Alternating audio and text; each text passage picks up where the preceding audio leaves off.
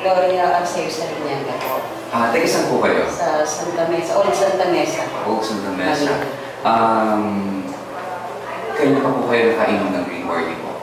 Bali, ang una ko pag-inom ng barley, nung magkita kami, matagal ko kasi kami hindi nagkita ni Maring Noel. Okay. So nung magkaroon kami ulit ng contact, tinawagan niya ako, Mars, magkita tayo, may introduce ako sa'yo. So nung nagkita kami, binigyan niya ako ng barrel. Okay. Tapos tinry ko dahil high blood po ako. Tapos meron ako sa kidney. Talaga nung pag-inom ko, maganda ang pakiramdam ko. Ano yung unang-unang naramdaman po ninyo? Ang una ko nang naramdaman ko, magandang pagtulog ko. Okay. Magandang pagtulog ko at saka yung pag-ihi ko. Na hindi nangyayari dati? Opo. Tapos, yung anak ko, may menstruation noon. Kung ano yun, sumasakit ang puso niya. Sabi niya, Mami, magandang pakaramdam ko na wala yung sakit ng puso ko.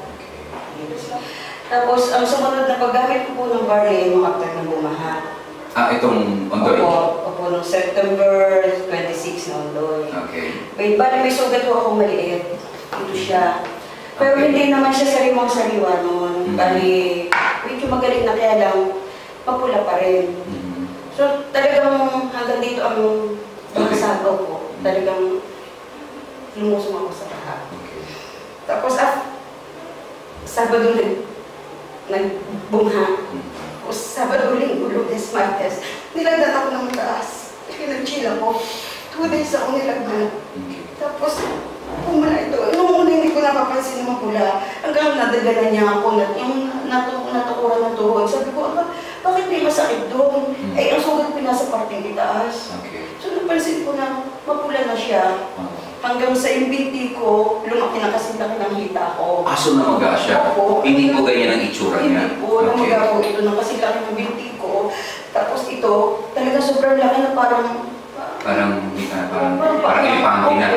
Talagang hindi siya makapagtuloy ng genetas. So hindi ako makatayo. Kahit pupunta ako ng bayan, palokso-lokso ako. Sobrang sakit ang pakiramdam ko. Parang tinutusok siya ng karamdam. Siyempre kulang ako sa financial. Imbis na bumili ako ng Mefinamic, bibili ko na lang ng antibiotic. So nawalan ako ng kontak kay Paring Noel dahil nawala sa bahay yung cellphone ko. Sabi ko, Lord, huwag naman kasi kailangan ko yung mga pako. Talagang umiiyak po ako hanggang sa after 2 weeks. Nagkaroon ako ulit ng kontak kay Paring Noel. Sabi ko, Pearls, may sugat ako anong ba? Tapos sabi niya, Mars, delikado yan, kailangan magkita tayo. Ibigyan kita ng barley. Tapos nung Sabado, pumunta po kami dito sa baba. Kaya lang late na kami nung dumating. Halos tapos na yun. Tapos sabi ko, Pearls, baka hindi ko kaya hindi ko kayang lumakad. Sabi ko, Mars, pilitin mo kasi importante makainom ka. Tapos, pinilit namin ng anak ko na pumunta kami. Hanggang sa binigyan niya ako ng 3 bottle. 3 bottle. So, nung pagdating ko po sa bahay, yun, tinimpla ko yung unang bottle sa 250 ml na bote. O siya nang ininom ko. Ito na po naging result after 1 week. After 1 week? Opo. Yung pamamaga po ng paapo ninyo, ano? Yung pamamaga ng paapo ninyo, magmula po saan? Hanggang dito po? Dito po. Na talagang, anong kulay po niya? Pula po. Talagang parang nagbabagay yung, mainit po ba yung pagkakaroon? Sobrang init po at saka matigas. At saka, ang nangyari po pala dito, wala itong sugat eh. Wala po itong sugat, bali, pumantal po siya. Pantal lang siya. After 3 days, parang, yun ho bang itsura ng nabanlian?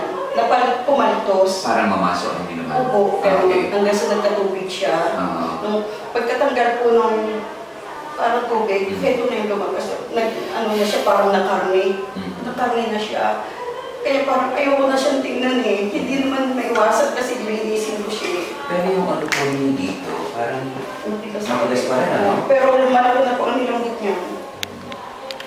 Pati dito po yan. Okay. So, ano pong masasabi po ninyo na hindi niyo po yung nag-turn around po ng green barley po natin? Talagang, siya lang at nakapagpagaling sa akin. Wala po kayo inilang talagang naman? Nung po before na mag-barley ako, nag-antibiotic po ako. Pero yun pa rin eh, tuloy-tuloy ang parang ho siya, tubig talaga, nagtutubig ho siya. Kaya pag umaalis ako, nung pumunta nga ako dito may balot shift kasi lumalabas ng tubig. Pero ano po, ibig sabihin, mali, pagkainom po ninyo ng barley, magmula nang umpisa kayo uminom ng barley, ng green barley po, hindi na po kayo uminom ng kung ano pa pong mga gamot. May finamig po. Yun lang. Mali pa doon, wala na. Wala na po. Grabe, no? So, sa tingin niyo po kaya, malaki na itulong ng green barley po sa inyo? Opo. Meron po ba kayong masasabi? Pero hindi po kayo napunta ng doctor para at least patingin po siya? Noong una, talaga nagpa-doktor po ako. Ano po ang sabi ng doctor? Bakit ganyan po nangyari? Ang sabi niya, infection lang daw. Infection? Opo. Anong infection? Dahil daw sa dumi ng ano?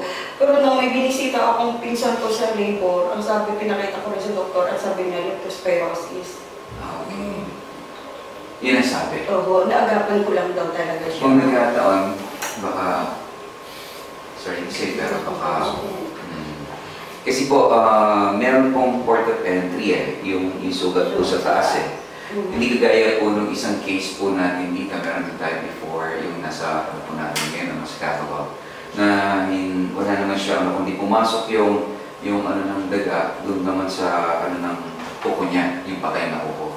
Unlike sa inyo po, mas mabilis po dahil may open mode po kayo Pero, praise God, hindi, hanggang ngayon nakatayo pa rin po kayo at talaga lumalaban. Pero, yun, siguro.